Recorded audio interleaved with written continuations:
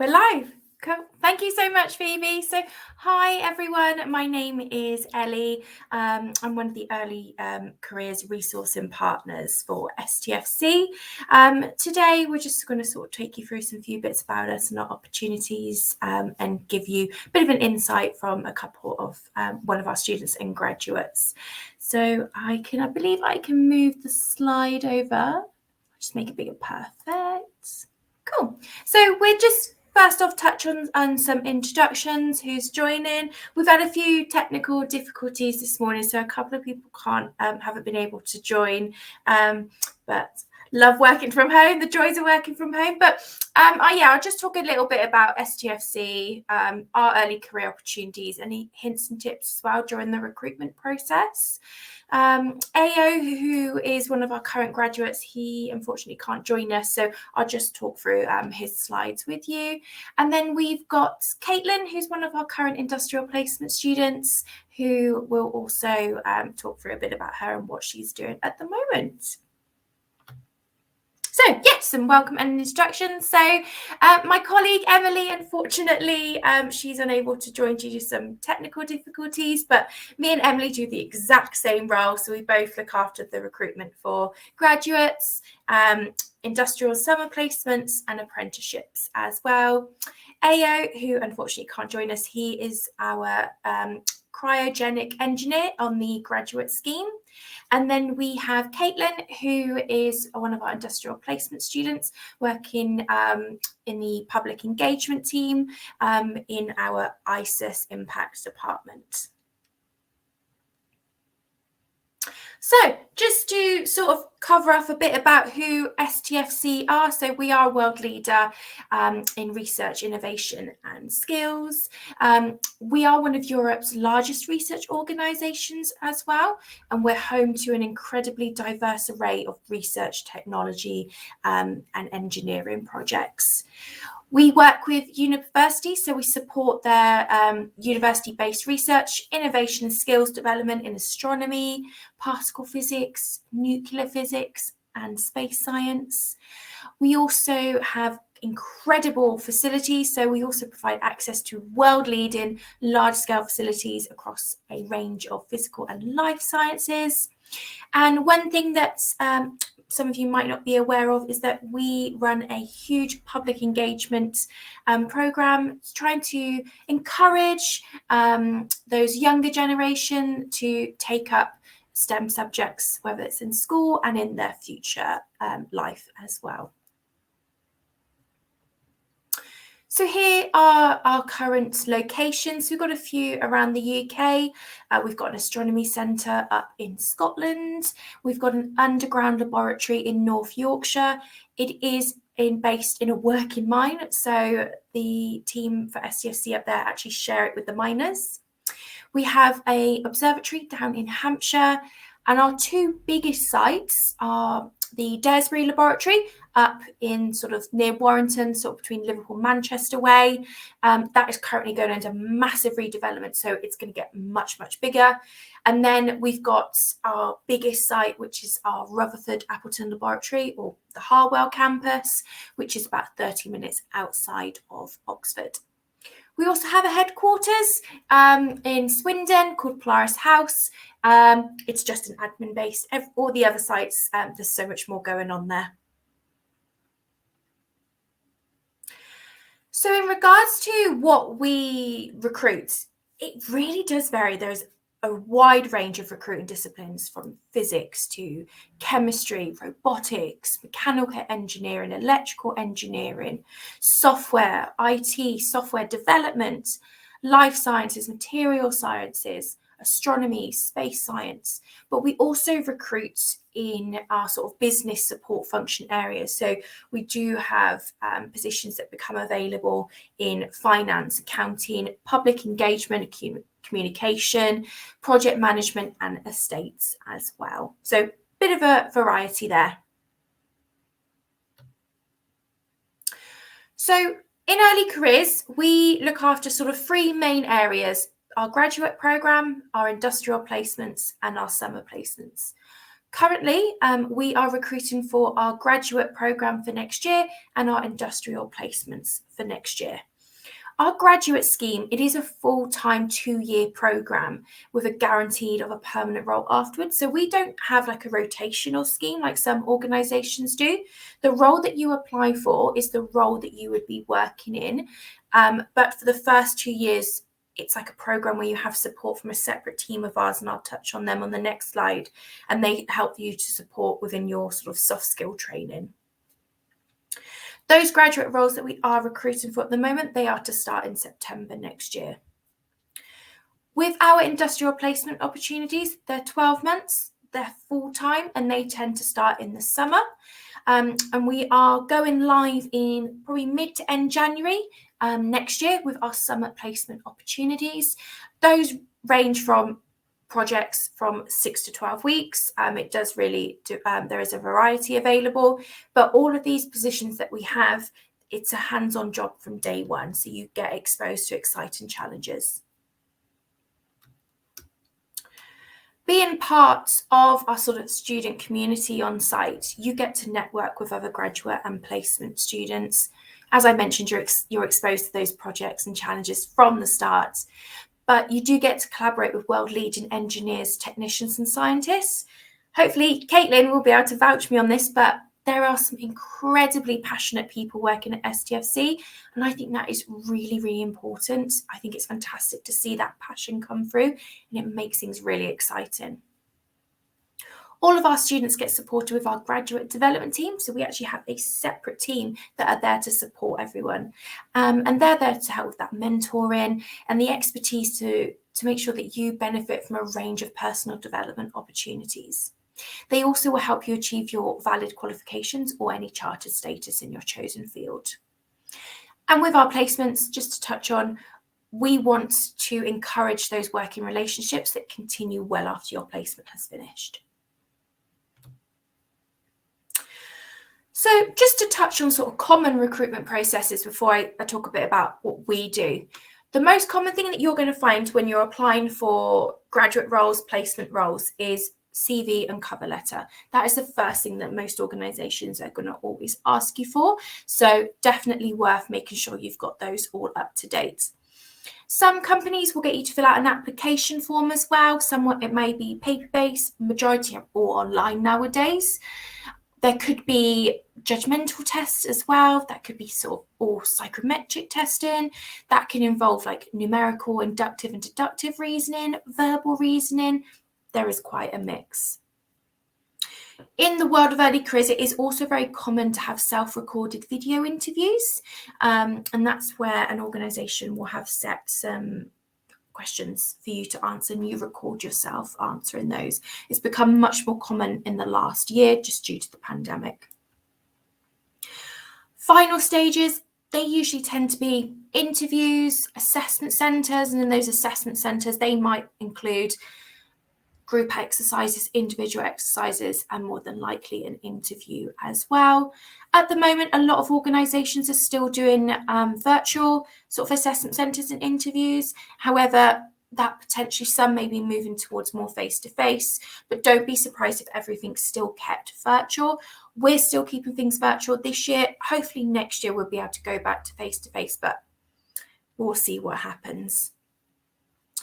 On the right there's just some typical platforms. So there's different recruitment systems out there, Taleo, Workday, SHL is a big company out there that does a lot of those psychometric judgment tests as well.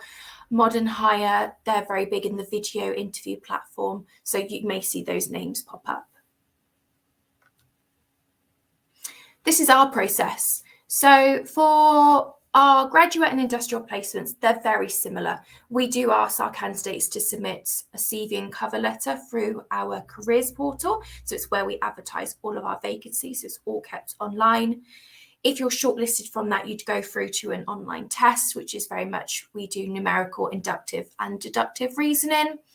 And then if successful from that, you'd move on to that video interview sort of platform.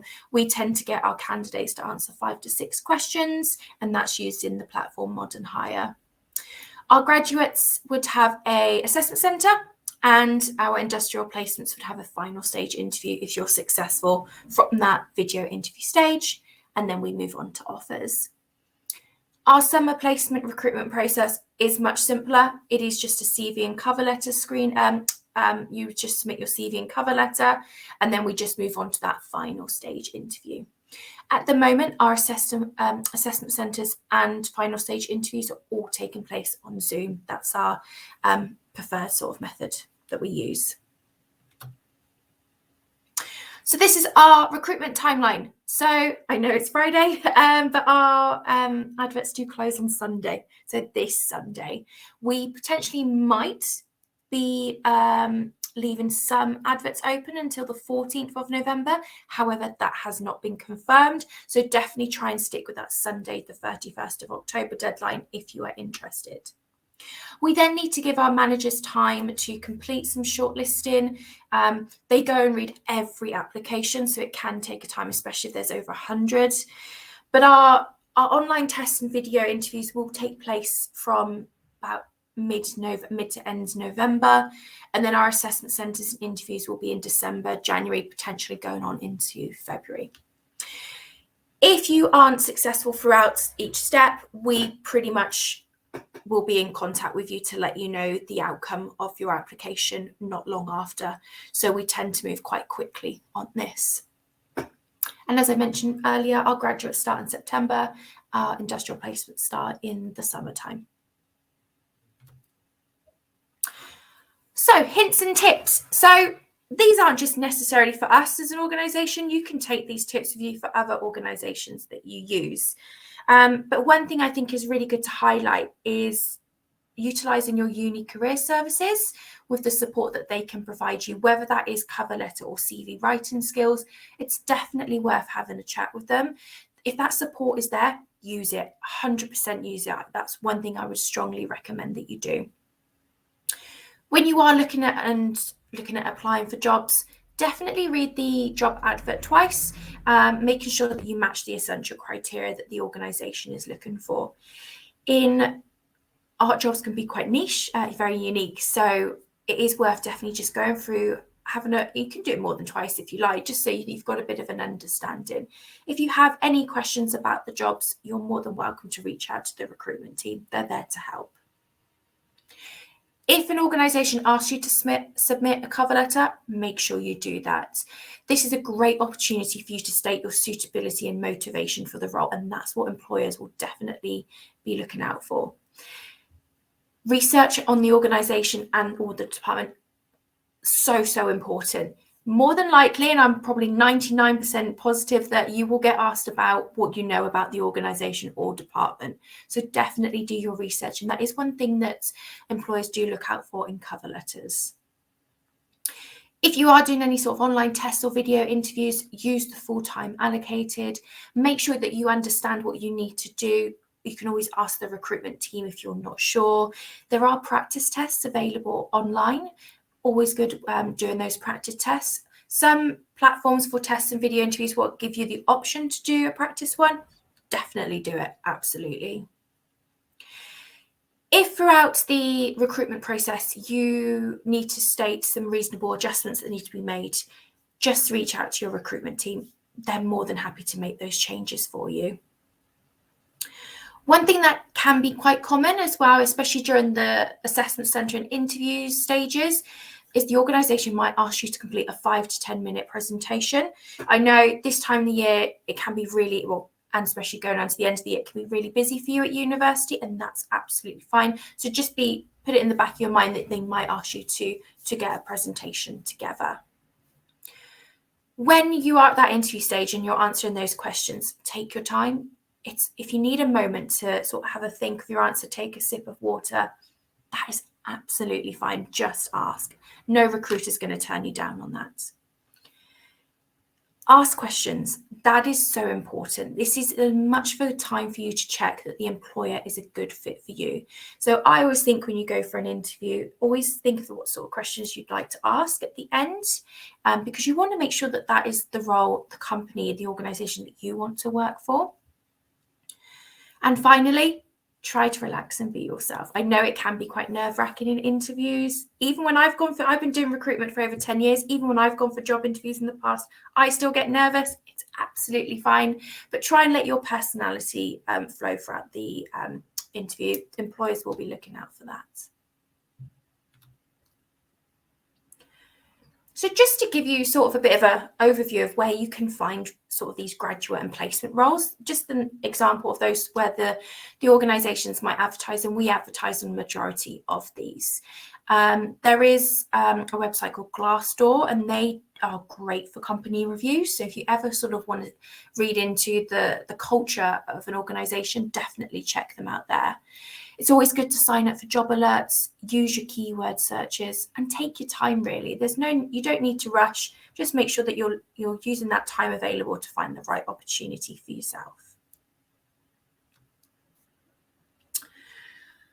One thing that I wanted to touch on, which is incredibly important to us at STFC and UKRI, is equality, diversity and inclusion. So recently we were given the bronze accreditation for the inclusive employer standards. It's a really big achievement for us. But here we believe that everyone has that right to be treated with dignity and respect and be provided with equal opportunities to flourish and succeed in an environment that enables them to do so.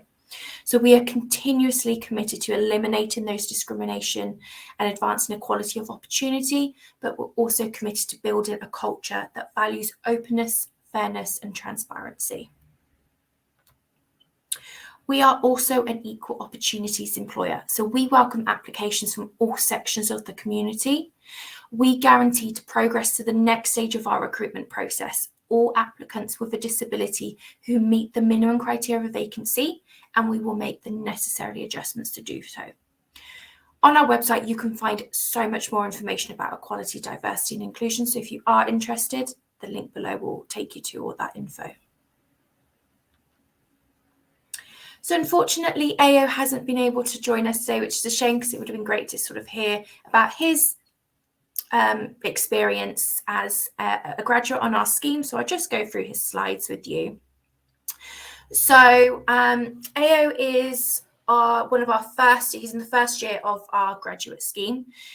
So as you can see, he went to Swansea and then most recently he graduated from Aberdeen.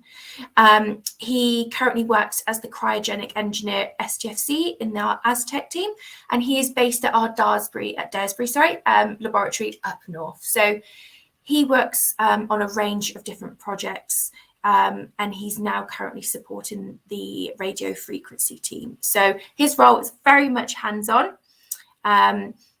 It's a very busy role from what he's told me, but he said he's really enjoying his experience so far. I think there was a few images he showed up, but they don't seem to be working. Do apologise for that. So his experience so far. So as quite a few of us are still working from home, there are still quite a few Zoom meetings going on because some people are working part-time on site and part-time on home. But those are just some of the things that he's been involved in. So he gets to go on quite a few training courses. So we're very big on building up people's learning and development with us. There's a real sense of a community around. So we recently, the whole early careers team and myself and my colleague Emily joined in on this. We did a early careers charity walk, which was quite fun.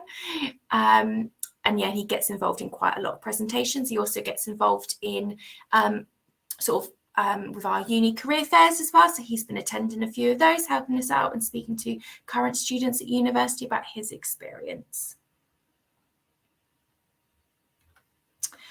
And I will hand it over to Caitlyn. Hiya, thank you, Ellie. So, as Ellie said, I am Caitlyn. I am the Public Engagement Placement student. I started in July, so I've been here for a few months now. Usually, I've just finished my second year, in between my second and third year at the moment, at the University of York, studying biomedical science. So I am doing a public engagement placement, and you're maybe wondering what that is, what it involves. So if you've ever heard of science communication, it's very much related to that. it is science communication, but mostly aimed for children, mostly for schools and for the public. And why I chose to do this placement, and any placement, and but this placement in particular, is firstly, I really wanted the experience. I thought it would be a really good thing for me to stand out to employers. I also thought it would be good preparation for a master's, perhaps, just to take a year out of university gives me a bit of extra time to think about where I want to go in terms of career planning and thinking about what I want to do after university, as well as building on that experience and on those skills. And I also chose to do a placement, particularly here at STFC, because as Ellie said, there's so many opportunities for training and for things like networking. So it's a really great place to work for those kind of opportunities. And I found out about STFC's public engagement placement through my uni career service. As Ellie's already said, it's really important to try and get involved with those services at your universities because they're really useful. Um, so yeah, so I'm just going to quickly talk about what I do in a day or within a week. So firstly, I have quite a few meetings, which is great because it adds a bit of structure to my schedule. I usually have about 1 to 2 meetings per day, and these can range from meetings with my line manager, with other team members, and also with just many different users across the site. Because as part of my placement, I need to get to know quite a few people and get them involved in public engagement. I'm usually working on a few short and long-term projects, so you might be able to see on my slide. I've got a few of what I've worked on so far that I'll go into a bit more detail in a minute about. I usually listen to a few seminars or talks once a week. STFC and UKRI in general are great for putting on extra like talks and seminars. It can be about any topic in particular. They invite users from across the site and scientists and engineers from across the site to get involved and give talks on things they're interested in their work. So it's really interesting to hear about the work that goes on across site. I also usually attend social and networking activities. So we have the weekly student social with other placement students. And I've also been involved in a few other networking activities with other early careers people. So that's also graduates as well as placement students. And I usually am brainstorming ideas for new activities and new public engagement activities. That's a big part of my week. So if I just go from my slide very quickly and talk about the projects that I've worked on so far. So going from the left of the screen, you can see a photo of me in what is Target Station 2 within the ISIS neutron and muon source. So this is kind of related to the part of my placement is giving tours to the public. So they're not happening at the moment, but I've been given a bit of training, and I've been on a few smaller tours myself, involved my line manager to get a real sense of how to engage with the public and how to communicate about the science that we do at ISIS. And it's also about increasing the public engagement profile. So by walking around the target station and seeing the different users and instrument scientists, I can really get them involved in public engagement and learn about their work and if there's any ideas for any further public engagement projects. You can also see, so my next project that I've been working on is my Build a Lemon Battery project. So this is aimed for younger audience, so about Key Stage 3. And it's involving a project for COP26, which is the conference that is happening at the end of this month. So I've been doing that for the past couple of months, making a video involving that as well and editing a video for that. So a real range of topics and skills going on there.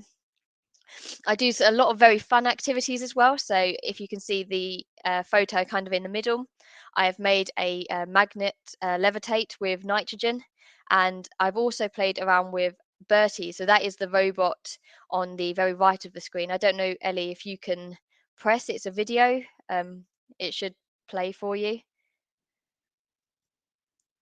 Maybe. No, I don't think it No? works. Okay. Well, the whole point of Bertie is that he been programmed, he's an AI and he chases around colours. So I've got to play around with him quite a bit and it's very fun because he's like he's a robot, but it's like he's a little pet basically.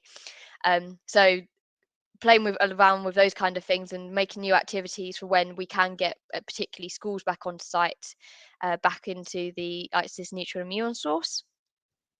You can see down the bottom there's a picture of a meteorite there. That's a picture of a meteorite I actually got to hold as part of one of the workshops that I have given. That was really interesting to be able to get involved in. I've also made, on the left, if you can see, there's an empty loo roll kind of person there. That's what we called a luminary. And then at the other end of the screen, I have also written and directed other students in writing Black History Month articles for this past month about inspirational scientists and engineers. So as you can see, I've done a real range of things in the few months that I've been here. I've got involved in so many things, and I've also been I've also had so much training. So in the past couple of months, I've also been on things like film course training. I've also gone to quite a few conferences. I've been to both in-person events and virtual events. One of the great things about STFC is that they're really up for encouraging training and opportunities for you to get further development. So yeah, all really great. I think that's all I have to say about my placement. If you have any questions, please don't hesitate to ask. And I will hand back to Ellie. Thanks, Caitlyn. So as you can tell, it's never a dull day at STFC. So it's definitely the opportunities you usually get, as I mentioned, are hands-on. Like there is so much more to a placement at STFC. So let me continue on for you all. So that pretty much concludes everything from the presentation that I've just been through. Just wanted to sort of go through some of those useful links and contacts. So we have separate career pages for our graduate side of things and our placement side of things, and separate email addresses as well. So you're more than welcome to take a screenshot and take those down. If there's nothing that you wanted to ask us here, you're more than welcome to email us. So yeah, that is pretty much everything from myself and Caitlyn. I will just have a little look at the questions. I can see quite a few have come in. So let's start from the first one. So I'll just click on the start live answer. Okay, so we have, do PhD grads apply for STFC graduate programs? So unfortunately, with our eligibility for our graduate programs, we cannot accept applications from PhD students. Hopefully this will change one day, but unfortunately it's something that we're not able to do. Let's move on to the next one. Here we go. So is there an early start date for recent graduates? So our graduate program mainly does start in September.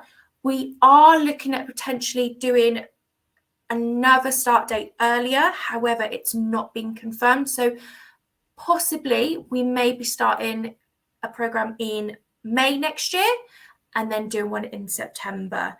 However, that's still not official. So the official date is definitely September, but fingers crossed we get the sign off for it to go do an earlier start in May.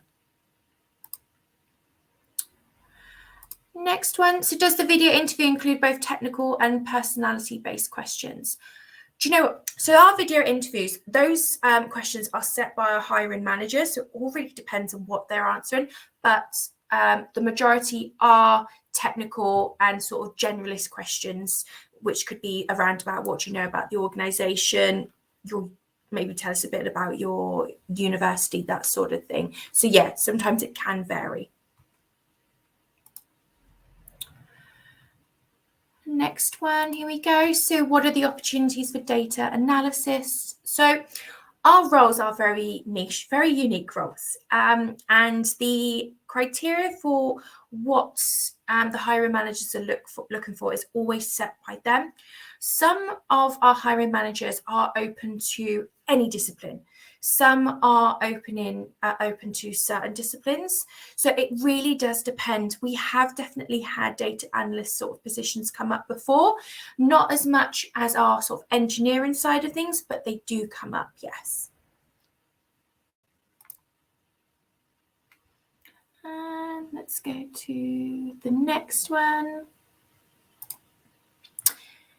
How long should the cover letter be ideally? So I always think a page is a really good start, maybe a page and a bit, but I don't recommend a 2-page cover letter. I always think in that cover letter, when you are writing that, it's really handy to have the actual job description up as well, or the job advert, so that you can refer back to that in your cover letter. So I would aim for a page, page and a bit.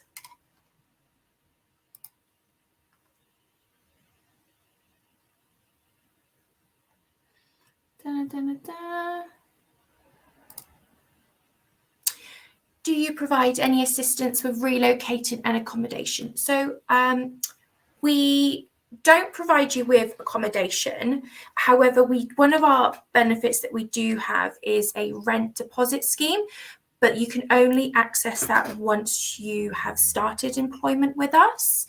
Be it the main locations, as I mentioned, where we have vacancies is our campus down outside of Oxford and our Daresbury one up north. Oxford is well known for its 2 universities. You've got Oxford and Oxford Brookes, so there are quite a lot of student accommodation around. But Caitlyn, is there anything you want to answer about that with your experience finding accommodation? Yeah, so sure. For placement students in particular, you get put into kind of like a LinkedIn group when you first get your placement confirmed, and then through that, people then start making things like WhatsApp groups and talking to each other. So I received my offer in January, end of January for my placements, and then I was quite early in sorting out my accommodation with my other people that I live with now. We found a house just for exams, so I think about March time we found a house. But I know a lot of other placement students found their accommodation much later, more into the summer months. So yeah, basically. STFC will put you in contact with other students for placements, and then you can live with those other students that way. Thanks, Caitlyn. We also do that for our graduates as well. So we have created LinkedIn groups where once you receive your offer, we give you the link to gain access to those so that you can chat to get to know everyone before starting. We do obviously keep in contact with you throughout, but I do think that's a really good way of looking for accommodation. It is probably just based on the market at the moment, it is much easier to find houses with more rooms so you can share with other people to rent than it is if you wanted to rent a 1-bed or 2-bed on your own. That's just based on the market in the Oxford area. It's quite competitive, but that does vary all the time.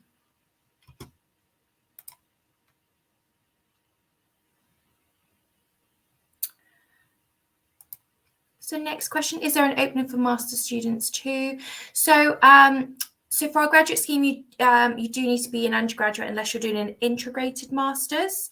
For our placements, you do need to be an undergraduate as well. However, for our summer placements, the only thing that we say is if you are, you can be in your first year, second year, third year, as long as you're not as long as you're returning back to university. So if you just started your masters, you could absolutely apply for a summer placement with us. We do have other jobs out there with our further resourcing team that recruit for it, and we do have roles available that they recruit for that not necessarily look for like 5-10 years experience. So I will post it's on the screen. You'll be able to see the careers portal link there where you can find all the vacancies for other roles that are outside early careers.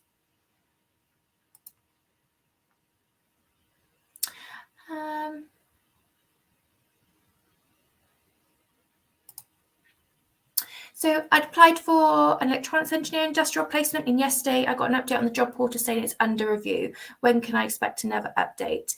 So our hiring managers, so the adverts close on the 31st, so on Sunday. So the hiring managers have a few more.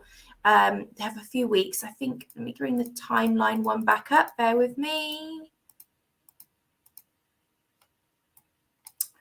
Oh, I can't see it there. Minimize. So the shortlisting by the hiring managers will be completed roundabout by the 12th of November. However, that could potentially be extended. It depends on how many applications they've received, because it can take a while to go through and read every single CV. But we'd say by mid to sort of end of November.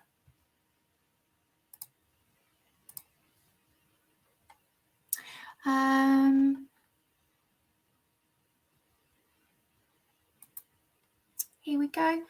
Will there be some remote working for the graduate scheme? So do you know what? At the moment, there is a real mix. It does depend on the role itself. Like if it's a lab-based role, quite a lot of employees are on site.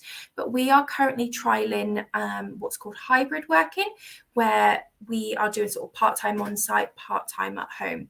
So it really does depend on the role itself.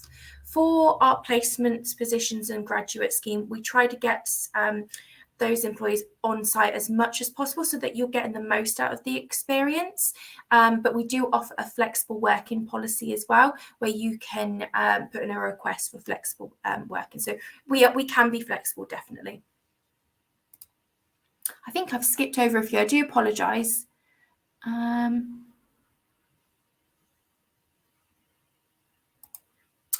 Here we go. So I just wanted to double check in relation to the graduate positions. Are all grad jobs 2 years? Some of the positions I looked at stated open-ended. So the role for our graduate scheme, it is a permanent open-ended position. So it's not a fixed term contract. For the first 2 years, that is the graduate scheme itself. So that's where we will support you in sort of developing your soft skills. So that's when the scheme finishes, but then you continue working in the job that you've applied for. So it is a permanent position. It's just that graduate scheme is just for the 2 years. Let's have a little look. Oh, apologies, everyone. I'll just move this back so you've got all the links.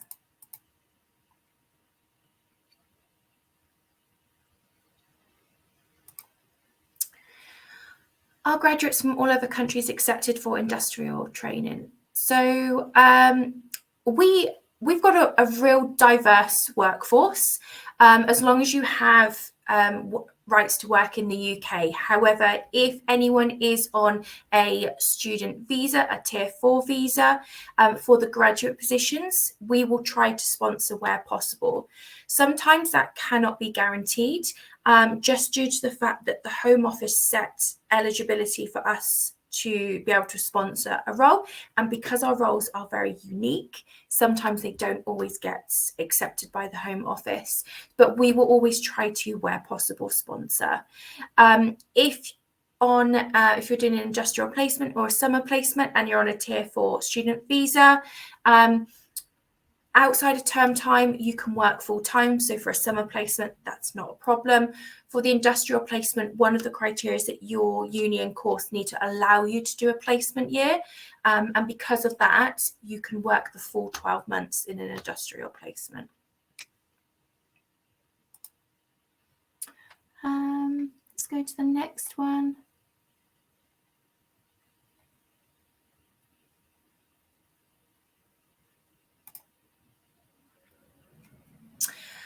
Why aren't master students allowed for graduate positions? I'd love to be able to give you an answer to that. However, unfortunately, it's not our department that sets that criteria. It is our board members at the panel, and I believe that was also set by the trade union as well for STFC, as we have trade union partners on site. So we would like to get that changed, but unfortunately, we're not able to change that ourselves, but hopefully in the future that will be able to get changed.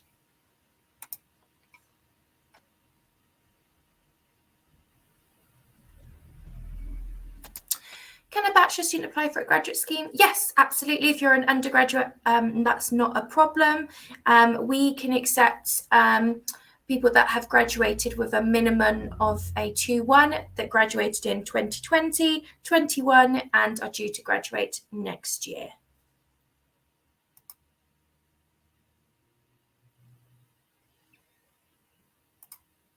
Do you support visa sponsorship? So yeah, absolutely. As I mentioned earlier, we try to sponsor as much as possible.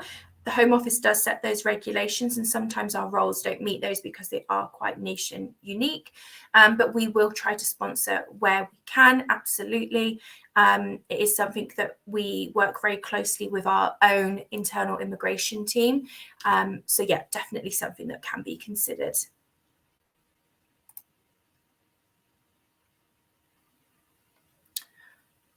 I think I'm just checking through. Apologies if I've missed anyone.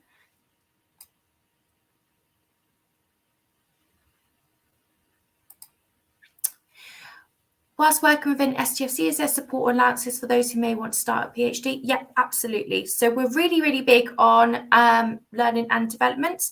We do have like a separate sponsor program where we support people with their studies. So yeah, definitely it's something we can consider. It's all done down to the individual departments themselves. But yes, there are lots of people that do continuous study once they start with us. So yeah, it's something we could look into.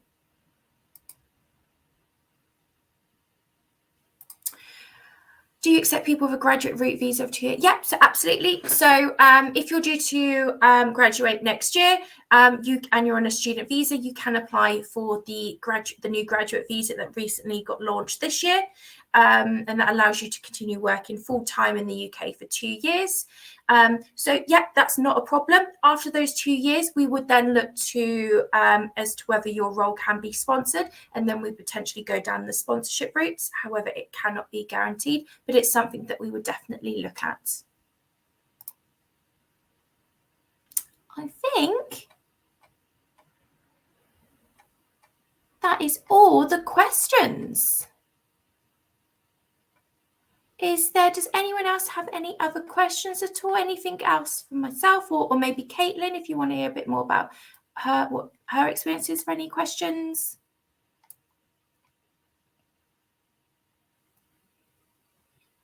I just double check I've answered everything. I think that's everything. Yep.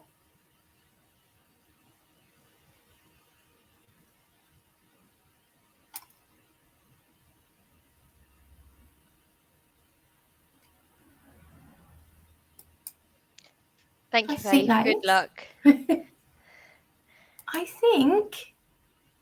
Anyone else got any questions? Anything you want us to maybe go back through and talk about? STFC, the locations, the roles themselves?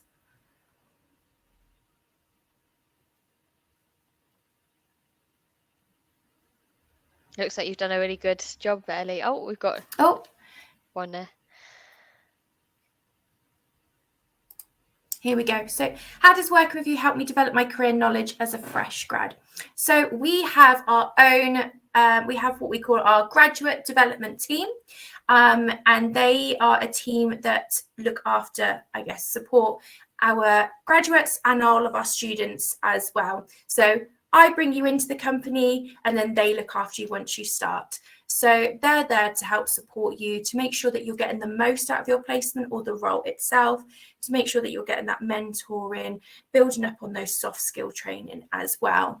So the fact that we have that separate team, that's their dedicated job, I think is a really good opportunity, because then you know that there is someone there that is willing to support you and help you grow. But you also have the support from your manager and your hiring manager, your manager and your colleagues as well. Caitlyn, I don't know if you can vouch for this, but people are really, as I mentioned earlier, they're so passionate. People are really willing to help others and help others succeed.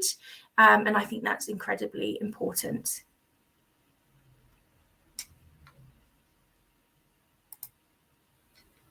I just double check. Already a few more messages come in.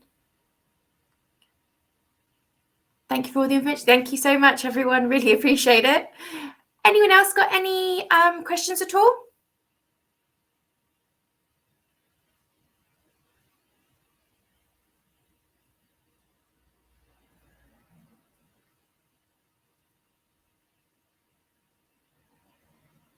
I think that might be everything.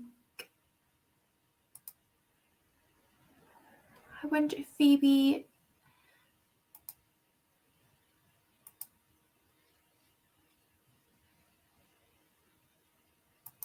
Fabulous. So I think if no one else has any more questions, Thank you so much. So as you can see on the screen, there's some emails there and the links to the websites. Like I said, you're more than welcome to reach out to us at any point. We will be more than happy to help answer your questions. But no, thank you so much, everyone.